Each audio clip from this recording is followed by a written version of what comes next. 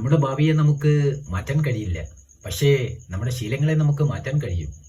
നമ്മുടെ ശീലങ്ങൾക്ക് നമ്മുടെ ഭാവിയെ മാറ്റാൻ കഴിയും. ചീത്ത സ്വഭാവങ്ങൾ മാറ്റുക എന്നത് ചിലപ്പോൾ പരാജയം അനുഭവപ്പെട്ടേക്കാം തുടക്കത്തിൽ. കാരണം എത്രയോ വർഷങ്ങളായിട്ടുള്ള ഒരു ചീത്ത സ്വഭാവം അത് നമ്മുടെ അകത്ത്,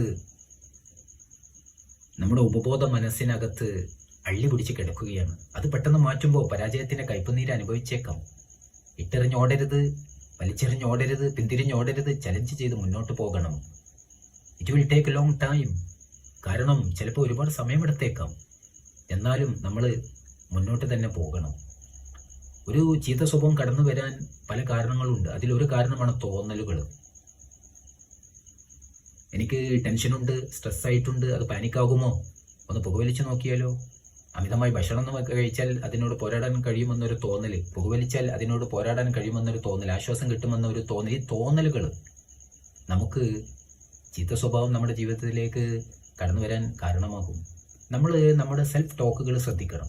എനിക്കതിന് കഴിയില്ല, എനിക്കതിന് കഴിയില്ല. എത്രയോ വർഷങ്ങളായിട്ടുള്ള ചീത്ത സ്വഭാവമാണ് മദ്യപാനം, പുകവലി, വൈകി എണീക്കുക, 6 മണിക്ക് എണീക്കുകയോ 5 മണിക്ക് എണീക്കുകയോ 4 മണിക്ക് എണീക്കുകയോ 8 മണിക്ക് വർഷങ്ങളായി എണീക്കാറുള്ള എനിക്കതിന് കഴിയില്ല. അങ്ങനെ ഒരു സെൽഫ് ടോക്ക് നമ്മുടെ അകത്തു നിന്ന് വരുന്നുണ്ടെങ്കിൽ റിസ്ക് ആണ്. ആദ്യം ആ സെൽഫ് ടോക്ക് മാറ്റാനുള്ള ആത്മാർത്ഥ ശ്രമം നടത്തേണ്ടതുണ്ട്.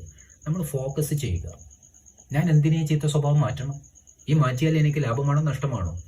2 വലിയ നഷ്ടങ്ങൾ നമുക്ക് വരും. നമ്മുടെ പ്രൊഡക്ടിവിറ്റി കുറയ്ക്കും, നമ്മുടെ അവസരങ്ങൾ കുറയ്ക്കും. ഇത് രണ്ടും വലിയ നഷ്ടമാണ്.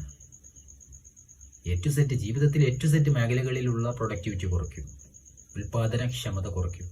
നമ്മുടെ ലൈഫിലെ ഏറ്റവും മനോഹരമായ അവസരങ്ങൾ ഏത് മേഖലയിലായാലും അത് നമുക്ക് കുറയ്ക്കും. അത് വലിയ നഷ്ടമാണ് ഇത് രണ്ടും. അപ്പോൾ നമുക്ക് ഒരു സോഷ്യൽ ട്രിഗറുണ്ട്.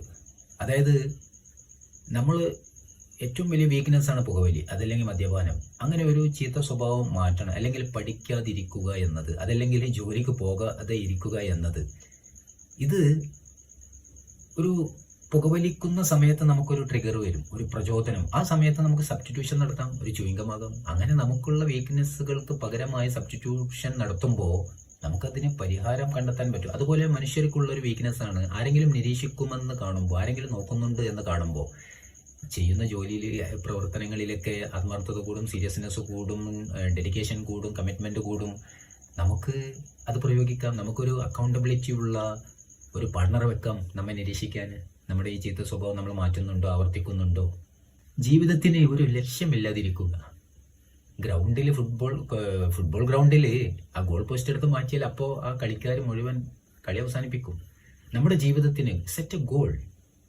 ഒരു ലക്ഷ്യമില്ലാതിരിക്കുക എന്നത് എപ്പോൾ എഴുന്നേൽക്കും, എപ്പോൾ കിടക്കും, എപ്പോൾ കഴിക്കും, എപ്പോൾ കുടിക്കും, എപ്പോൾ പഠിക്കും, എപ്പോൾ പഠനം നിർത്തും, എവിടെ നിന്നാണ് വരവ്, എവിടെ നിന്നാണ് ചെലവ്, എത്രയാണ് വരവ്, എത്രയാണ് ചെലവ്, ഒരു കൺസിസ്റ്റൻസി ഇല്ല, ഒരു സസ്റ്റൈനബിലിറ്റി ഇല്ല, ഒരു അക്കൗണ്ടബിലിറ്റി ഇല്ല. ഇങ്ങനെ ഒരു ജീവിതമാകുമ്പോൾ ചീത്ത സ്വഭാവങ്ങൾ കടന്നുകൂടാൻ ചാൻസ് ഉണ്ട്.